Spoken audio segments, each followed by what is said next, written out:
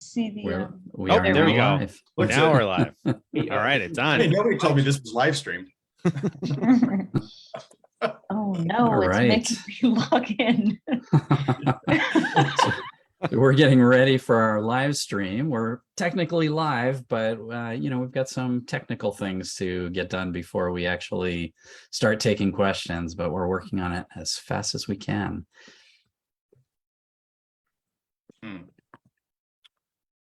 so in the meantime, though, we could start talking. We could talk about. Stephen has some fun stuff. Greg posted a post this morning where he let slip the tantalizing detail that he actually has a companion that he's taking with him, and based on his language, it sounds like that companion is indeed a female companion. So we've been speculating as to who this companion might be, and Stephen poured over historical data. Greg's social media history. I think he got a link to some of Greg's old texts and had some terrific ideas. And I got access to all of his internet browsing history, and I tell you, no, don't tell. So what if you had to narrow it down, Steve, from your post, and there were a lot of good, it's hard to narrow that down because there's more than 3 good options. But for you, what are the top 3? What do you think your top 3 options of who Greg might be bringing with him on the around the world trip? I'd say Cher, just because you can't beat having Cher along as a travel companion. So I'm pretty. I don't know. I mean, Anna de Armas could also be a great travel companion. That was a good guess. Goes with the ANA theme. But then Kaui as well, she's been remarkably quiet whenever I've mentioned her name as someone who Greg might end up traveling with. So it might be that she is sneakily being brought along in his suitcase, like she showed that can happen. True. A decade far away. It can happen, yeah. Maybe even in his carry-on luggage if he manages to get along a large enough item. So Greg, are you actually? Right. She's proven she can get into. Are you luggage. actually booking a seat for your companion? That would be. I actually. I was thinking, well, of course they'd be on the same flight on the way back, then, right? So that would eliminate that dilemma, I guess. Yeah, Carrie's a good guess. I mean, it's Carrie. Well, and who's your other one there, Stephen? Ultimately, I think it is going to be his mum. Because if it was his wife, I feel like he would have just mentioned that from the beginning. And so I can't imagine Greg being someone who's just going to take along a random lady along with him around the world while his wife stays at home teaching or something like that. So I feel like you didn't put random lady in the poll. Hopefully we got the body language experts out there analyzing Greg's reaction to how red is he getting on this feed at the moment? Let's see. Well, I'll interrupt the speculation there. I think we can jump into our questions. First question is related. Hey, Greg and Nick and Stephen, between now and when you depart for your 3 cards, 3 continents challenge, what are you most looking forward to? I've got a month in Europe coming up in a few days, so that's what I'm looking forward to most. So. Which is not related to the challenge, right? Which isn't related to the challenge. No, it's completely different. But yeah, that's where I'm going to be pretty much up until we set off on that trip, get back for a couple of days, and then head out again. So you say Europe, do you have multiple destinations in Europe lined up? Sort of, yeah. I mean, it's not overly exotic. We're heading back to the UK for a few weeks, going to see my family for a couple of days, and then we're going to be doing a bit of travel around there. Our friends are going to be joining us from Portland with their kids for a week. Going to do a few days in London, head over to Paris for 4 days, head back to London for a couple of days, then go up to Liverpool for a couple of days, go to Belfast for a few days, and then down to Dublin for a few days, and then back to the US. So we're going to be doing even more moving around than we even normally do in our regular daily life. So it's going to be a busy month. Wow. Nice. Yeah. Well, we've got another question, not to interrupt the travel updates from Stephen. Can you PC, which I believe means product change, right? Can you product change Ink Premier to Ink Preferred and transfer points earned on Ink Premier to partners? I don't think so. But So Ink Premier is that one that's cashback only, and there's so the reason you'd want to product change it to a different ink is so that those points then would be usable for other things. But I don't know for sure that you can't. That could be a cool sort of back end way of converting those points to transferable points, but I don't think you can. But the card hasn't been out for a year yet. Yeah, right. So I mean, I feel like typically Chase will make you wait a year to product change, right? So I don't know. That'd be great to find out. Know anyone who got that card in the first place? No. Well, all right. You guys are striking out. All right, question It's a good idea to try, though. Try it and let us know what you great find idea. out. Yeah. Yeah, keep us posted. So next question. What's the optimal amount of nights to spend in the Maldives and your favorite activity while you're there? Greg, what do you think? What would you say? Well, I don't know. Tim's been there a bunch of times too, right? Or a couple times? Well, just once. Okay, once. But it felt like a couple times. Yeah, what would you say, Tim? How many days? So that's a great question. To me, and I think this is always, whenever we talk about beach stuff, I always want to put in an asterisk that there's some people that don't like beaches. They don't like beach vacations. They like to be active. They like to do stuff. And the more active you are in the Maldives, the faster the price of your trip is going to grow exponentially. Not that there aren't a lot of fun activities, but it's going to happen. And I love just like hanging out on the beach. I love watching sunsets. I could put on a snorkel and fins and go out and spend a couple hours in the morning and the evening and be happy as a clam for a week. So all that to say, though, I think that by the time we spent 7 days at the Conrad Maldives by doing a fifth night free reservation with a couple of certificates stacked onto it, and I really like that amount of time. Mm-hmm. It feels like it took us about 2 or 3 days to even recover from the time change, and then it was like we could just sort of settle into things after that. Probably our favorite activity was we got to go do a whale watch swim, or a swim with whale sharks. Pardon me. That's and that cool. was pretty dynamite to be able to Awesome. swimming like 9 feet across from like a 35-foot whale shark was pretty cool. Pretty crazy. And I would also say as an aside to that, a lot of people skip the capital city, Marley. And that's a lot of fun to spend a night. It's a really fascinating place to spend a day or two, just kind of bopping around and hanging out with people. What can you do there? You can bop around and hang out with people. I was wondering what bopping Are there around bop bars or something? So the whole town, I can't remember I want to say the whole island, the main island is like 1.1 square miles or something like that. And it's like, it's like you guys have been there. It's like this little piece of Manhattan that's stuck in the middle of the Indian Ocean and then painted pastel colors, right? And so I think just like walking around, we went into a couple, we walked throughout the whole town. There's a terrific market, going out and hanging out, like watching the fishermen do their thing.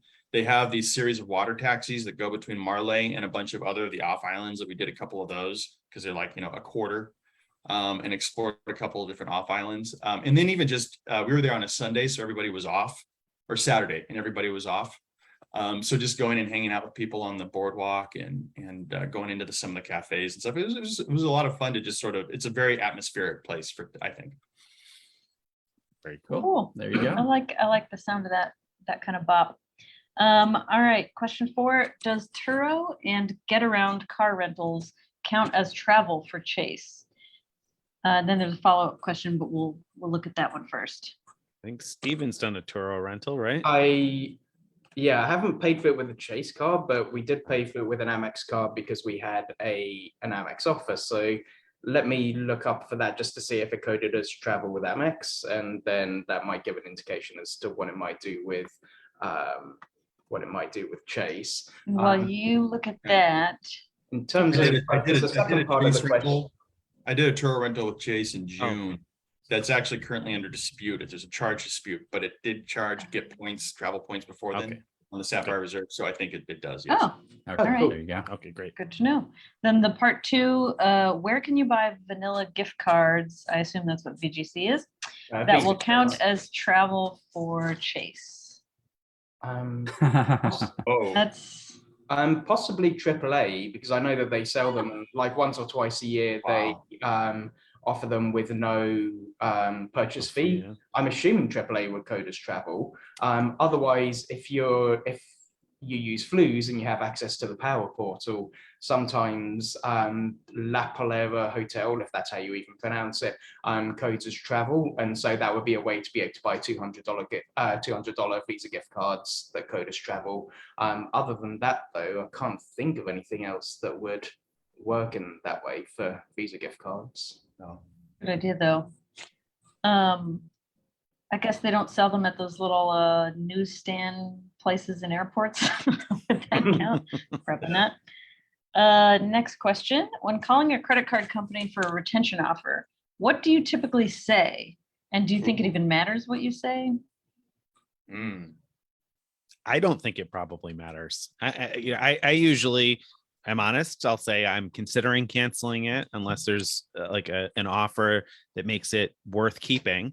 And so I'll just be upfront and say I'm looking for an offer. You know, I'm considering canceling. I'm thinking about it. Not that I want to cancel it yet, because I'm still thinking about it, and I don't want them to just go ahead and close it on me. But I'll say I'm considering canceling it unless there's an offer that might make it worth keeping, and I'll just start there. And usually that will get me to a retention specialist. Sometimes, you know, if you get an overzealous person, they might try to sell you on all the various benefits, and usually there are real reasons why those benefits aren't all that meaningful to me. I have another card that covers TSA pre-check, or you know, the annual fee is still high, I'm not traveling as much as I was, blah, blah, blah. Whatever my case might be, I could probably counter most of the reasons that's why I'm considering canceling it, right? But I think that anything along those lines typically has gotten me to a retention specialist right away, right? Anybody had any difficulty with that? I'd say I think it's Citi you might need to be careful with, because there's some like they're automated sometimes a little bit more cancel happy. So at least with Amex, they'll say like, we're about to cancel this card, do you want to proceed? And then you can say yes or no. Whereas with Citi, I think they had like 1 or 2 cards where I'd called up like just to say I'm thinking of cancelling, and they're like, okay, I've cancelled that for you. And it's like, oh, okay. Wait. Yeah. I mean, that's why I'm usually careful to say I'm considering canceling. I said I was thinking that cancel too, and they just went ahead and closed the Wow. card. So with Citi, you definitely need to be a bit more careful. But yeah, I do always do the same as Nick. I did have that happen with me in the Citi, by the way. I said that, and they put me on hold to get to a retention specialist, and I didn't realize how long it was going to take. And finally, I was like, you know what? I'm going to just have to call back another time because I had to go or something. So I just hung up. Yeah.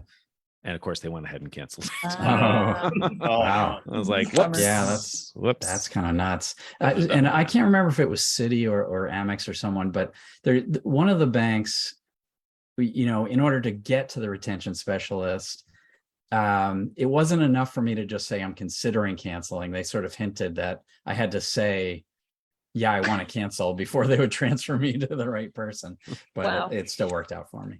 And then once you get one, if you get a good one and you have multiple cards from that bank, like let's say you have a bunch of Citi cards, once you go through the offers for the card you called about, ask them if they could look at your other cards and just march through them one at a time. And I've often gotten good offers even for no fee cards that I have no intention of canceling, but if they're going to give me an offer, great, I'll take it.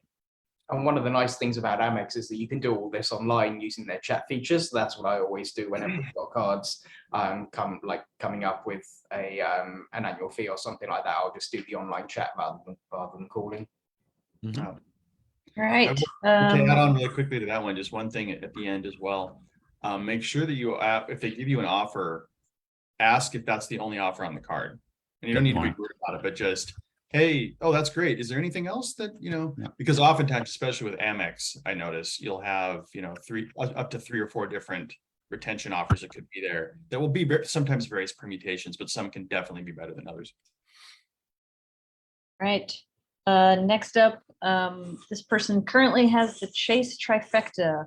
What would be the one, not multiple, cards that you would add to this person's wallet? So what's the Chase trifecta? I don't know. I was hoping you guys would know. I mean, I assume it's the reserve. The ink cash maybe is one of them. And probably. Probably a freedom card, or maybe both types. Maybe an unlimited. Maybe preferred or reserve. I don't know. What? We don't know. So none of us know what the I think- trifecta I think that is. was Andrew Ross. If you can tell us what the trifecta is. Yeah, I mean, like I've heard people refer to a trifecta before, but it's like, I mean, there's so many different Chase cards that could be part of a 3 Chase card wallet. That Exactly. It's like I'm it assuming depends. it's like ultimate rewards earning ones, but yeah. Right. So So let's say we don't need another ultimate rewards because they feel like they have the trifecta, right? So what would be the thing to branch out with next? Amex Platinum, 150K, just because it's still around. So why not? Although if they're asking what they should add to the wallet, let's assume they want something that makes sense as like an everyday spend. Yeah, that's a good point. And then Amex Gold. I'd go with Gold for 4x grocery, 4x dining, and a lot of the same transfer partners. You know, there's a lot of overlap there, and then quite a few more. And it still comes with a nice welcome offer. The annual fee isn't as prohibitive. So if you're looking for something else to add to your wallet to round it out, because you don't get any grocery bonuses with Chase, I guess the Amex Gold would be the logical next step. Good answer. Right. Next up, we love our predictions and we're so good at them. What will IHG's next improvement be to their reward program? You know, okay, I'm going to jump in real quick on this because I'm working on a post about IHG, and IHG is actually getting better than it has in the past. I think I mentioned on the podcast maybe that for my 3 cards, 3 continents update that I'm probably going to stay at IHG properties on 3 different continents because I keep finding these IHG properties where the points prices are specials, where they come up with special offer, and the points prices are much less than you would think they would be. So, you know, for a hotel that's $150, you might think, okay, well, that's going to be 30,000 points, but they're coming up quite a bit less on a lot of those special offers. And I've been surprised that I keep running into that. So yeah, you too, Stephen? I'm with that. Yeah. I've always had problems buying IHG points from points.com. For whatever reason, I just get like a spinning wheel and it doesn't go through. So I bought from Daily Getaways the last 2 years. Last year, we bought 1 million points, bought another 500,000 this year just because of that. So find crazy value. And so a lot of the time we can find decent hotels for the points equivalent of say 60, $70 a night. I mean, we can maximize it because we do the 4th night free and we get the 10% back from the IHG Select card.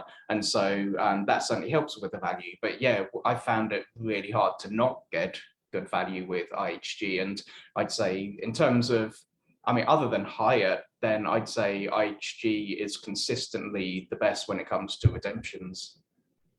We didn't answer the question, but we both said it's better. That's true. Yeah.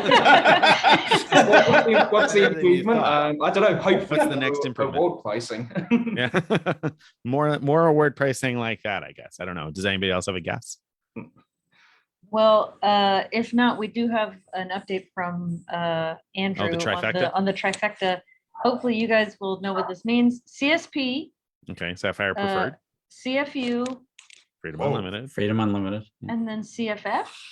Freedom Flex. Freedom Flex. Okay, so all consumer cards. So that's the. Okay, then the answer is easy. You need to branch out into the business card side. The Chase Inc. Business Cash card will give you 5x at office supply stores, and you can go into a Staples and buy gift cards. Go in an Office Depot, buy gift cards, and get 5 points per dollar doing that. And if gift cards aren't your thing, just by charging your like cable bill and cell phone bill and things like that to it, you get 5x for those things too.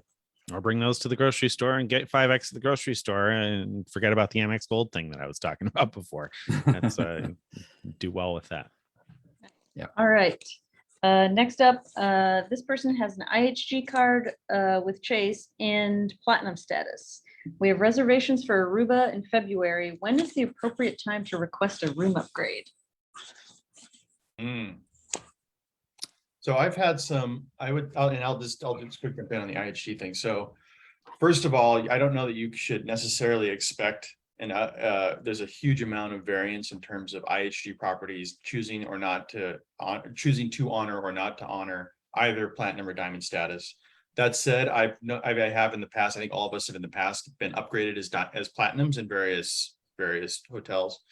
The tricky part about IHG is that unlike some of the other ones, there's not an easy way, like there's not an in-app messaging system to be able to actually directly communicate with the front desk.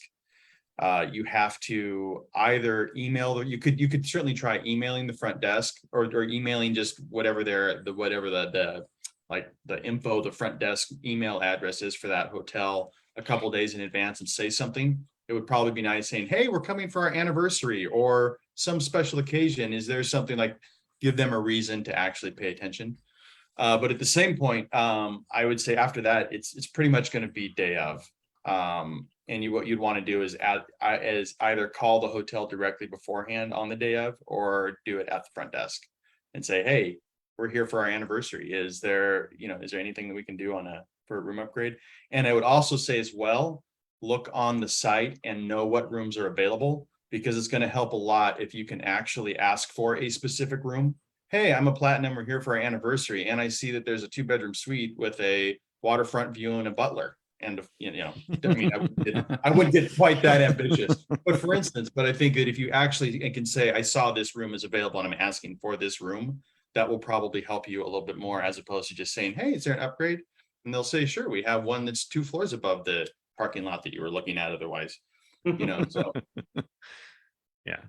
Any other bits from anyone else? The only other tidbit I give is I usually Google so first of all, attenuate expectations, because IHG is not known to be overly generous, at least not in the past with their upgrades, and B, Aruba is a destination where, it's a highly desirable vacation destination. So you're more likely to run into lots of other people who either A, also have status, or B, have just paid for a more expensive room because they're splurging and going to Aruba. So I don't expect necessarily you're going to get a great upgrade. But what I have done in the past anyway, often, is I'll just Google the name of the general manager, like, whatever it was. Great. I can't remember. Intercontinental Aruba general manager. And there's usually somebody with like a LinkedIn page. And then if you have ever emailed someone in that hotel system before, what the email addresses are like. And they're normally, I don't know for the specific property you're looking at, but a lot of them are like first name dot last name at, let's say, intercontinental.com, or maybe it's first initial last name. Again, if you've ever interfaced with someone from that chain before, you can probably figure out the pattern.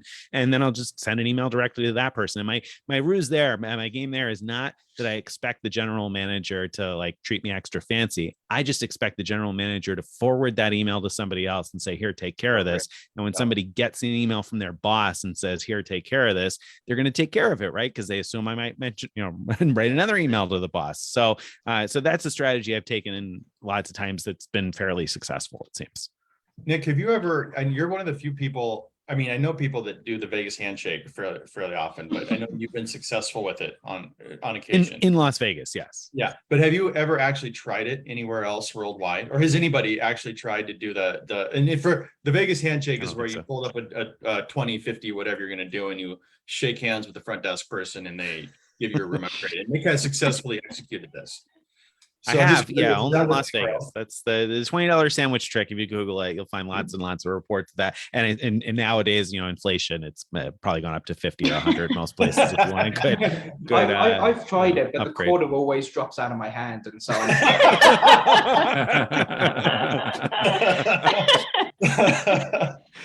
Yeah, I don't know anywhere else. Yeah.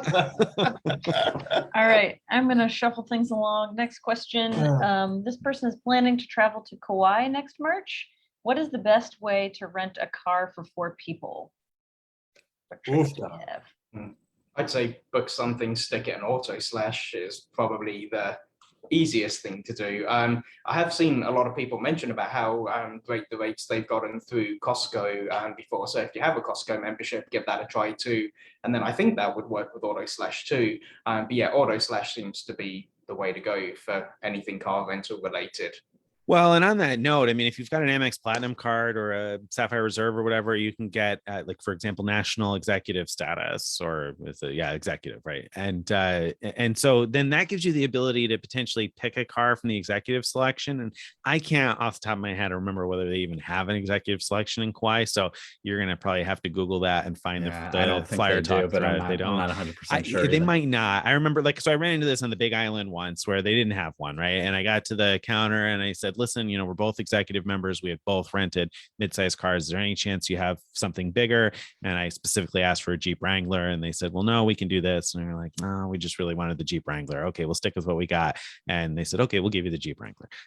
So, that may help if you rent with something like that. But yeah, I don't remember whether or not Kaui does, but you should look that up. Look up Hertz and look up National and see which one of them, the elite status, will get you your selection of a car, because then you might be able to book the mid-size and hope that there's something bigger in the selection when you're And one other tip not to forget about is if you work for a large employer or true, government or whatever, a lot of them have special rates that are available to them. And in my case with my wife, where she works, they no longer have a code that you could just plug into National. They have a website you go to, but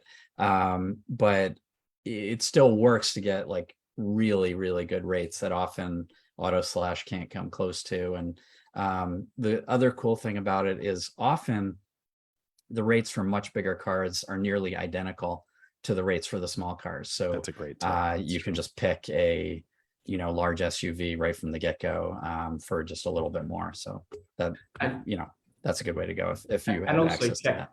Check Turo as well, because that can be another good option. So we've used it a few times before, and we've got an upcoming rental in the UK. We're renting a smart car for a week to travel around the south of England, and that was significantly cheaper than any kind of car rental we could do. And so that's worth checking out as well. I've no idea how good that is or how prevalent it is in Hawaii, but certainly worth a look too. Smart. One last thing that I'll add on. My wife's family all actually lives in Maui, so we spend a lot of time renting cars in Hawaii, and it can be a pain in the ass. Am I supposed to say that on Facebook Live? But don't forget to check off airport, depending on when you're arriving.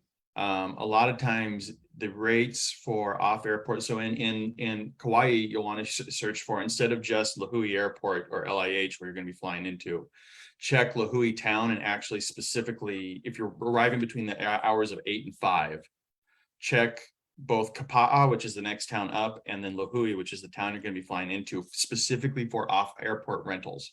And a lot of times you'll find that the off airport rental, you can find something that can be somewhere between a quarter to a third of the price of whatever the on airport rental is. And you can just get an Uber or a taxi ride to and from that, and it can save you hundreds of dollars. Yeah, I'll add on to that tip, which is that often once you find that deal, then try changing the search to pick up in that town, but return to the airport. And often that'll be the same price.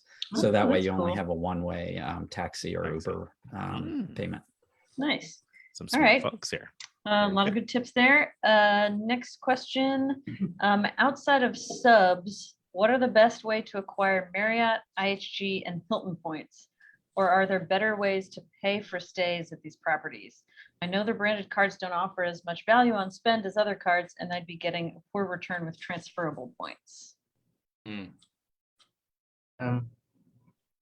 I mean, with IHG, then if you're putting spend on like a 2% or a 3% card, then buying IHG or Hilton points for half a cent a piece, with a 2% card, that means you're basically getting 4 points per dollar with either of those cards, or 6 points per dollar if you've got a 3% card.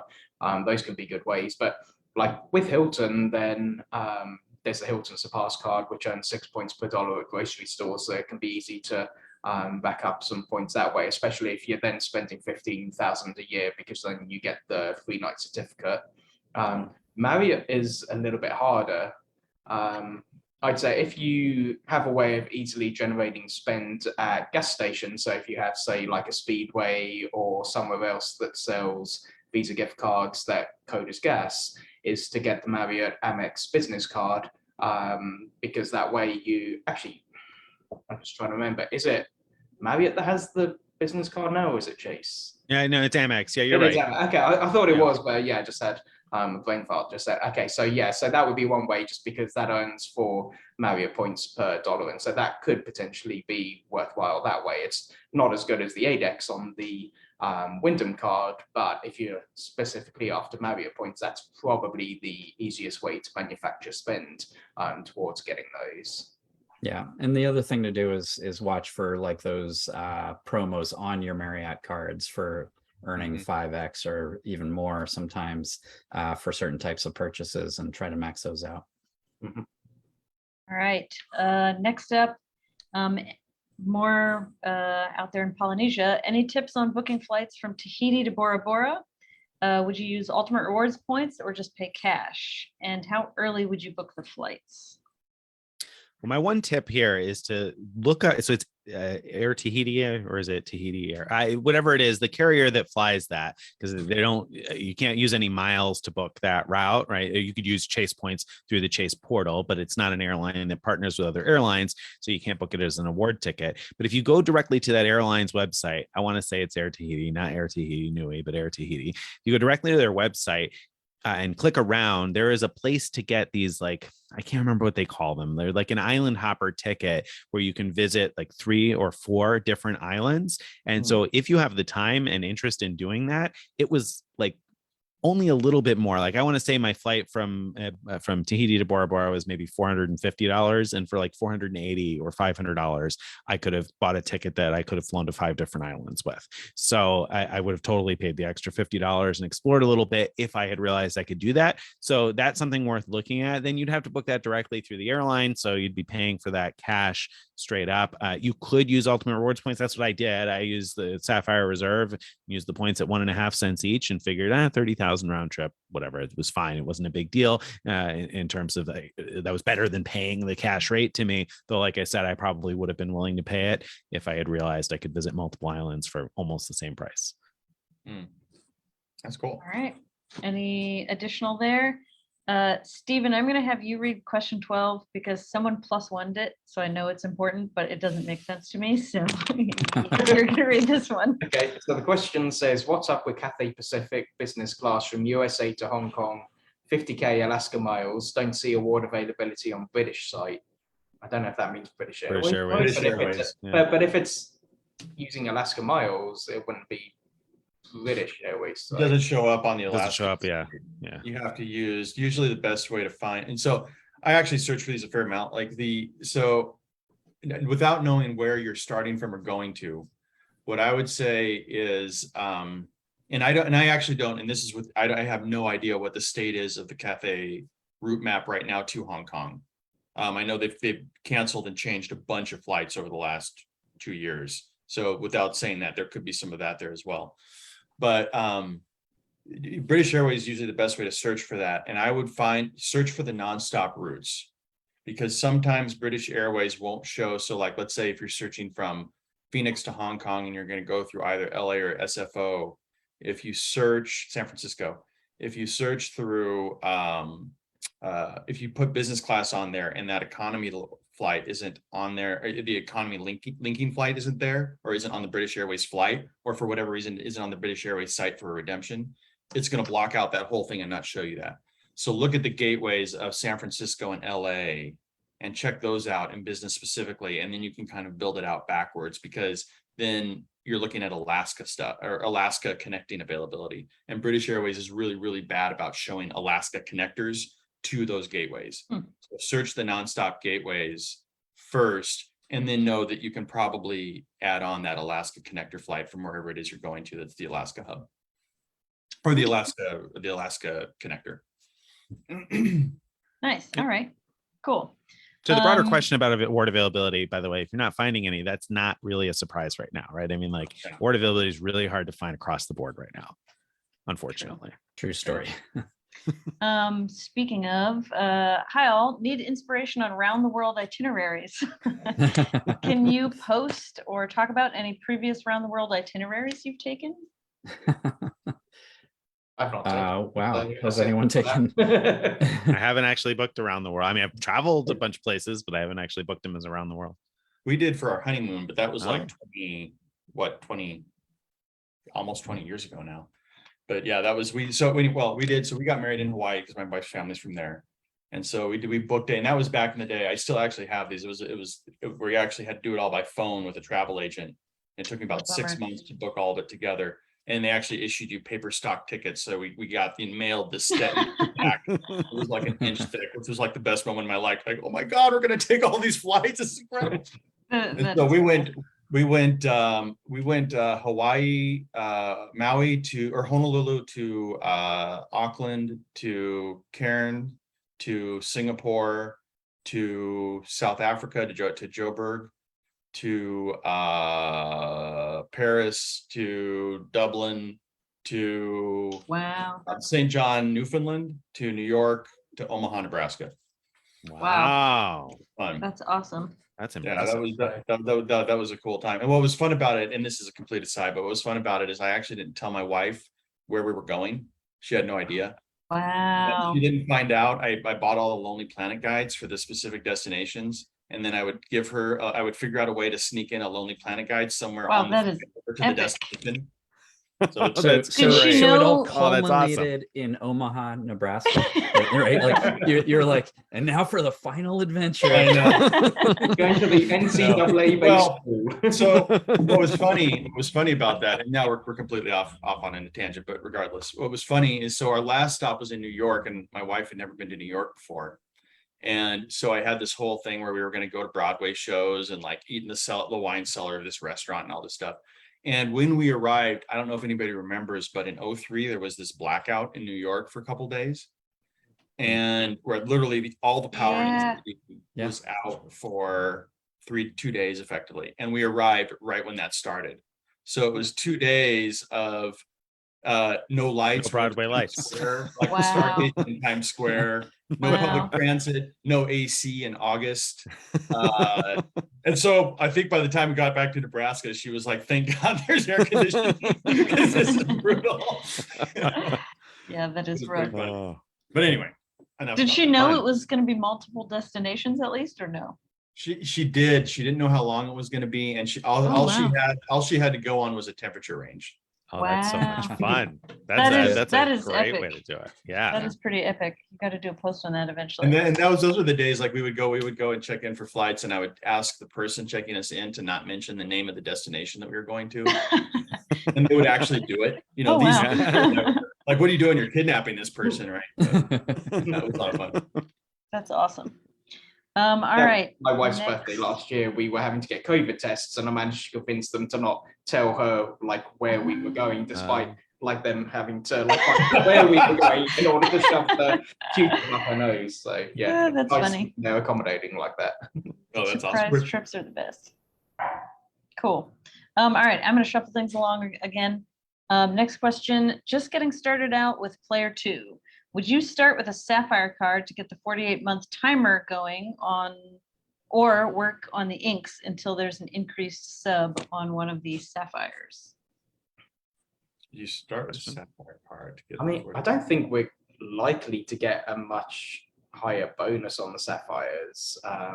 Like there's obviously no guarantee on that, but Sapphire preferred is 60K, and the reserve, I think you can get 70K if you like log into your Chase account. That's right. That way. And so I don't think we've seen like 100K offer for in a long time on that. So yeah, personally, I think like go for Sapphire first, given that there is that time condition. Yeah. If you're wanting to go that kind of route, although if they're happy enough applying for business cards, I guess go for the higher bonus on the preferred or something like that. If you can meet the minimum spend, that might be a better option. Yeah, I don't see any reason to rush to get the Sapphire because they don't need it for transferability, right? Because presumably player 1 has the ability to transfer points. Yeah. So yeah, I would start with the ink cards and go from there.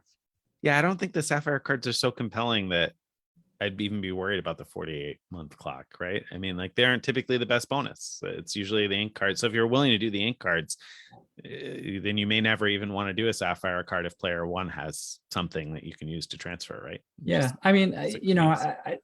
I wouldn't. I'd be surprised if we don't see the 80K offer for the Sapphire preferred come back, and Come then back, it's worth yeah. pulling the Then trigger it's- on yeah, that. But true. I wouldn't rush to get it at 60K. Right. Next up, this person says, I got the Amex Platinum 20,000 AU offer last year. got the bonus, was qualified for another one this year, added 2 people in 2 browsers back to back, met the spend requirement on both cards, but only the first one got the 20,000 bonus. Should I call Amex and ask for the second 20,000 membership rewards points? What's the diagnosis? I don't think you're going to get anywhere with that, right? Because I mean, the term, if you like, assuming you use an incognito window or whatever, or something like that, to use the same link twice. That's what it sounds like you were doing, trying to be sneaky with it and use the same offer twice at once, even though they both say that you can only use them one. Now, I don't think calling is going to get you any extra point. If you had the 20,000 last year and you got 20,000 this year, I think be happy and be a little disappointed that your experiment or attempt didn't work out, but I don't think calling anybody is going to get you anywhere. Yeah. It'll work. Agree. All right. Does it ever make sense to buy points on sale, preferably, to meet minimum spend for a sub? I mean, if you need points. Yeah. Right. Yeah. I mean, anytime it makes sense to buy points, then if you could do it as part of a sign up bonus spend, why not? I wouldn't buy the points just for that though. Right. I mean, that probably is the question here, right? Like, you know, should I spend $3,000 on IHG points? I don't really need them, but they're a good deal right now. Right. I'd rather pay other bills up front, or, you know, if it's not Amex, I'd buy gift cards that I could then use. Like, there are better stores of cash value, I feel like, than points that are going to likely devalue or may not be worth as much. Yeah. When you go to use them. So I like right now I need more IHG points. So I'm going to buy something before Sunday, before the current sale is over. So I maybe some of that spend will be on a card I'm working on a bonus for, but it's not the driver to buy the points. All right. Does Alaska Airlines Business card count towards Chase 524? No. Business card? You guys answered that too quickly. Most business cards do not. I'll stretch it out for you, Gary. Most business cards don't. Very few. Like Capital One, some of them have in the past, but the Spark Cash Plus, I believe, does not anymore add to your personal report. So I think that tidbit does not apply to the other Capital One business cards. The other Capital One business cards, I think, still will count, but I'm not aware of any other business cards off the top of my head that count towards 524. All right. Way I carry, you might want to get question 19. Ready? Because you see. Why? She's another quick answer. This is another quick one. Okay. Oh, shoot. All right. Well, the Choice Hotels acquisition of Radisson Americas is supposed to be completed sometime in the second half of this year. Any updates on how these programs will be merged, or if they may remain somewhat separate? Use a full sentence as you answer. No, there are no updates on how these programs will be merged or if they will remain somewhat separate. We haven't heard anything, but there are really good questions about what you should do if you have if you have Radisson points. You can move them between, it's Radisson Americas that's being bought by Choice, and you could move your Radisson points to Radisson International if you really like your Radisson points and if you're afraid they're going to become Choice points. But a lot of us would rather have Choice points. So then the question is, would you rather like move points from International over to Radisson Americas in the hope that they'll turn into Choice points at a good ratio? But it's anyone's guess if that'll happen at all. Yep. Nice. Brownie points to Greg for answering so long. Or just the right amount of time, really. Next up, seems to me many credit cards increase their offers just prior to the holiday season. Are any increased offers for specific cards on your wish lists? The Alaska Business card now. For some well, so the card is on your wish list. Yeah, I think the question was asking, like, are there any that you're hoping will increase, right? That's the way that's how I read it too. I see what you mean. Okay, yeah. I'd like to see it. I'm curious. To me, it feels like Capital One has their eye on Amex a little bit, and the way that they keep releasing these business cards with these massive bonuses as Amex is doing these makes me wonder if they're trying to sort of dabble a little bit in that game. And I would love to see the Venture X return with a 6-figure or above bonus, sign-up Mhm. bonus. I don't know that that's going to happen. I could see that happening this year, but I would love to. I think it's a great product. I think Capital One is doing some terrific stuff with their program and with just their whole ecosphere, which I never thought I would say. So I'd love to see the Venture X. I would love to see Capital One start to try to compete with some of Amex's consumer craziness. All right. Brownie points to Tim for a nice long answer as well. Next up, can you move credit limit from one Chase business credit card to another if they are under a different business name? Well, that's a good question. Yeah. Ooh. I don't know. I think Oh. so, but I'm not sure. So it would I would think Same owner, but different business. is I it the guess. same? As I say, I wonder if it's Same owner, I assume, right? Can Or you is it have the same different sole businesses on the proprietor? same login? Because if you can, I Yeah. imagine that might. Yeah, I mean, I have multiple business cards under one login, so that's why I think it is possible. I But think I are may those have done also it, but are those all sole proprietors, Greg, or those? Do you have an EIN for those? yeah, at least at the time that I started it through Chase. Yeah. Because that's what I don't know if you can. I know, like, just for I mean, we have several, and yeah, you can do it. We have a Aaron L. Steinke business and the Aaron Steinke business, and we have several different businesses that are considered separate business cards. But what I don't know is if you have different EINs, like actual different business employee identification numbers, if those can be transferred. And I don't know if they can't, but I'm not sure Yeah. whether they can. Yeah, As a sole I proprietor. don't know. I mean, even with sole proprietorships, you can have an EIN that you applied with, but that doesn't. Yeah, I don't know. Yeah, that's a good question. That's a really good question. I would assume that you can, because I would assume that social security number is what matters the most. And you can, because so let's think logically about this. You can transfer to another member of your household or a co-owner of your business, right? So I would think you can transfer if like you are the person on both cards, right? You're within your own household, right? So you should be able to transfer them. No, we're Yeah. talking Right. about transferring credit limit, not points. Oh, though, right? credit limit. I'm sorry. I was So thinking- I'm gonna interrupt. One of our listeners actually went ahead and answered that. Scrolled down a little bit. Said, yes, I've done this recently within the last 2 months. There you Well, go. there you go. Very good. Awesome. So now we know. Perfect. Village to raise a credit limit. And next up, can you downgrade? Oh, this is interesting. Can you downgrade Chase Sapphire Reserve when annual fee posts, get the refund, and then upgrade to the CSR again? You can. All right, cool. No, say that as a full So, sentence. I mean, That was a quick, complete And sentence. Yeah, I mean, like, well, back in the day, I used. used to do that every year, and because Chase never quite figures out the. I mean, so the key thing to understand is that if you get back up to the CSR, you're still going to be charged an annual fee that will be something. I never was able to figure out the math because it never seemed to be based on the anniversary date of that original charge or that original card. But so like what I used to do is I would downgrade it once the annual fee came due to the Chase Sapphire Preferred, wait a few months, and then go back once all the credits had reestablished themselves, and then re-downgrade and then upgrade it back up again. But you will still get charged something when you upgrade back up to the CSR. But yes, you absolutely can go back and forth. Cool. All right. What is the primary card that everyone uses when booking award flights for travel protection? Amex Plat, Chase, Venture X? Sapphire Reserve for me. Anyone else? I use the Ritz, but it's the same protections as the Sapphire Reserve, same thing. And I only use the Ritz for flights for myself. And that's just because the Sapphire Reserve's in my wife's name. And so I'm saving her the hassle of making a phone call probably if we need to file a claim.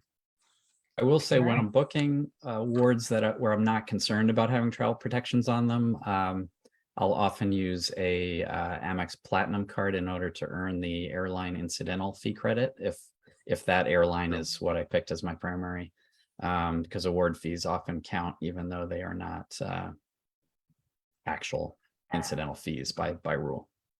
You know, that's a great point. For the 3 Cars, 3 Continents trip, I did put the award taxes on a venture or venture X, I can't remember which, specifically because there's so much going on right now in travel, right? I may get delayed or canceled. And I figured if I am, then writing about how they handle the protection would be relevant. So because that was I picked one of the venture cards. If you're not familiar with 3 cards, 3 continents, I picked a venture card. So I did do that in order to test the travel protections if that should come up, but that's not usually what I do. So Nick, we're not laughing at you. A new question came in that we need to wait for Stephen. Oh, okay, there we Stephen go. actually saw the question and walked away. He was so incensed. Can I upgrade product change my Liverpool card by cardless to a Real Madrid or Manchester City card? That is a product downgrade, quite clear. That is in no way, shape, or form an upgrade.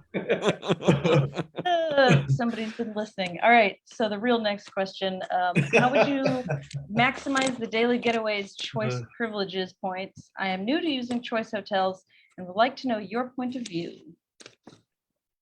Yeah, well, so there are fantastic values if you're going to Scandinavia. There's the Nordic Choice properties, which most of them cost about 20,000 points per night, or some of them are less than that. And but they cost hundreds of dollars per night. So you'll, easily get over 1 cent per point value. And they include breakfast. Some of them include dinner as well. So I would look there. There's also a cool thing, just anywhere you find a choice property that you want to book with points, look for whether they have suites available. Because if they do, for points, because if they do, it's usually, I think always actually, the same price as a base room. So you can really like pump up the value of your points by booking what would be like, the best room in the place for the same amount that it costs for a basic room. For example, I wrote about what is it called? The Peacock Inn, I think, in Princeton, New Jersey, was a really nice Ascend Hotel Collection choice property that I stayed at. And while it wasn't available while I was there, they have the top level biggest suite available for points when that room is available. And so I could have stayed in an enormous suite instead of just a deluxe room, which was still very nice. Nice. Cool. Any other tips that anyone wants to throw in before we move on? We've got folks chiming in on the chat on that as well with some good tips. Okay, good. Great. So next up, what are the chances of an upgrade to Overwater Villa at Conrad Bora Bora if I have booked a Lagoon View suite and diamond status from Aspire card? I don't know. So I would direct you to the Flyer Talk thread, because there's an entire. So if you just Google Flyer Talk Conrad Bora Bora, you're going to find a thread where people discuss the property, yes, but you'll also see people have pretty extensively discussed the cost to upgrade to various types of rooms. And so I think what you're going to find in Bora Bora is generally it's going to be a cash copay to upgrade to those Overwater villas. I think you're probably unlikely to get a free upgrade to an Overwater Villa, but then I'm not familiar enough. I don't remember the room categories enough to know whether that Lagoon Villa that you booked is something higher than the base room. I booked the base room there and I got like a very small upgrade to because the base room there is actually not a villa. Okay, yeah. So you must have booked something better than the base room, because the base room is like in a little building, very small building that has regular hotel rooms. And then the villas are like up on the hillside, and it's actually really nice. It's got a great view. So I wouldn't be disappointed with one of those villas. Actually, I almost prefer them there. They're very spacious and nice. And I think they have pools now. They were building them when I was there, so I assume it must be done by now. So I'd actually be pretty happy with one of those rooms, but I think you're probably going to have to pay a cash copay if you want an Overwater Villa, even with diamond status. All right. So this one, I might mess this up, but let me give it a shot. I know that I can meet Chase minimum spend requirements at Staples, with gift cards and cannot meet Amex minimum spend the same way. How about other banks? Barclays, Citi, Capital One? Does that make sense to anybody? Mhm. I haven't had problems with guys- any of those other banks buying Visa gift cards. So, I mean, granted, one person's anecdotal experience or even all of our collective anecdotal experience doesn't mean that you won't get shut down. But so I always tell people that, you never know. And there's more complexity in the algorithms than, what I can definitively predict for you. But I've never had a problem with any other. And I haven't had a problem with Amex either when I bought some before. So, I mean, let's get that out there. Like I wouldn't recommend it to people because there were some people who got points clawed back. But at the same time, it's not quite as scary as it may sound, I think. So yeah, I'm not hesitant. I haven't been hesitant to buy gift cards with any other issue. So for those who didn't understand the question, it's basically saying that Amex is known, or the sort of advice given when you sign up for an Amex card is not to meet the minimum spend requirements by buying gift cards, because Amex is sensitive about that. And if they decide to look at your account and how you're spending the money, they won't award the sign-up bonus to you if you did that. As Nick said, I don't know of any other bank that does that. The US Bank Altitude Reserve card, though, is known to be very, at least back when it first came out, was very, they were very, very touchy about people buying gift cards with that credit card. So I wouldn't do that with that one. And I've heard about Citi being very sensitive on new accounts with high spend. And like Mark Osterman over at Miles to Memories has written about the craziness of dealing with Citi when they put a fraud alert on, especially if you spend a lot in the beginning. He's written about that a number of times, where just buying like a single gift card at the grocery store has put a fraud alert on, and then you got to wait for a postcard to come in the mail to verify your address and all the rest of that. So I don't know. My wife opened a Citi Premier card just recently here, and the first purchase she put on it was not a gift card purchase, but it was the full 4,000 in one shot. We'll see what happens. I don't know. So, so far, no problem, but we'll see. But yeah, so I don't know.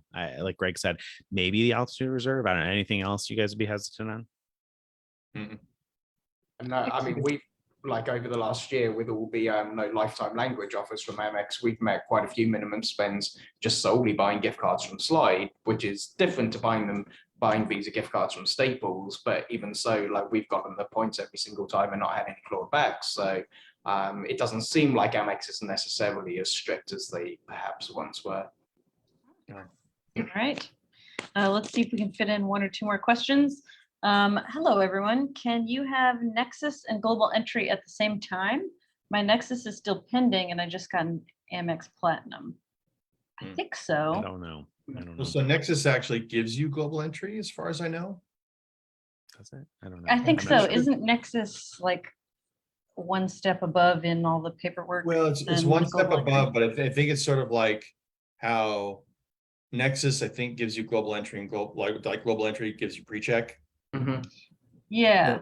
I Yeah, believe- that's what people have told me, but when you look at the website for that describes Nexus, it suggests that global entry is just for returning from Canada. The global entry that comes with Nexus, I With mean. Nexus, okay. But maybe that's just why they include it, and but it's actually in practice Okay. more widespread. I'm not sure. Huh. So we don't know the No, answer. it to looks the like you're question. right. It looks like you're right, Greg. Yeah, it looks like you're right. So yeah, but yes, you can absolutely have them both at the same time. There's nothing's gonna keep you from doing that. You know that, or you're also not sure about it? That you can have both. Yes, you can have Yeah. them both. Okay. I know. Cool. I have had global entry and then applied for Nexus and gotten Nexus as a global with already having global entry, and then they both were valid. So yes. This guy's doing the opposite, but I assume it would be the same. All right, let's do one more. Are you more excited for the Radisson Americas Choice merger or the JetBlue and Spirit merger? Can I take the none of the above option? I think this had to be sarcasm. Yeah. I mean, I guess in terms of potential for some maybe sweet spots or having things work out well for people with points already in any of these programs, potentially the Radisson Choice one, but that all depends on how they convert Radisson points to Choice, if they even do convert Radisson Choice to points, which Radisson points to Choice, which I assume that they will. But other than well, that, you know what? Even if they don't, there's I was going to say several, but maybe like two Radisson properties that if they became Choice properties, I'd be pretty happy about, you know, the ability now to use Choice points for them. And since we can get Choice points so easily, if you have the Citi Premier card and can transfer 1 to 2, that would be a good news. But I agree that I think the downsides for the JetBlue and Spirit are much bigger than any upsides I can think of. Yeah, I mean, unless you happen to live, I guess, in a Spirit hub and you like JetBlue, I don't know. Can't think of I don't know. Well, actually, that's true. Maybe I'll be able to fly JetBlue more because there's a lot of Spirit flights out of Detroit. I don't know. Yeah. All right, well, we're out of time unless we want to go on up to you guys. Wrap it up. One more. Let's do one more. You can't leave it on a JetBlue and Spirit merger question. right. That's depressing. All right, this one should be an easy one, I assume. Then again, I don't always know these things. Are there any Chase cards that bypass 524 these days? Ooh, Yes. All right. Well, that was a good show, everybody. Great show. We said a quick one, right?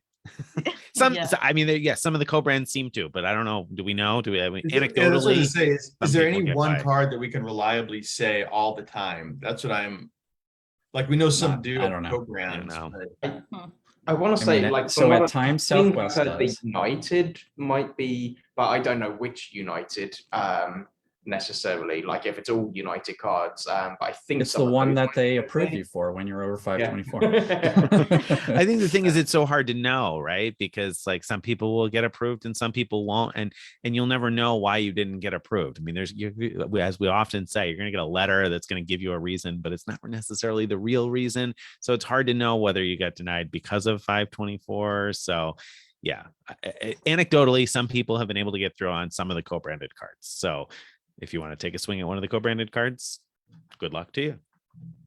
All right, we have so many other really good questions we still didn't get to, but I feel like we'll just have to save them for next time. Sounds good. So Right. All thanks right. for all the Great show. questions. Bye, everybody. All right. Have a good night, everybody. Bye-bye.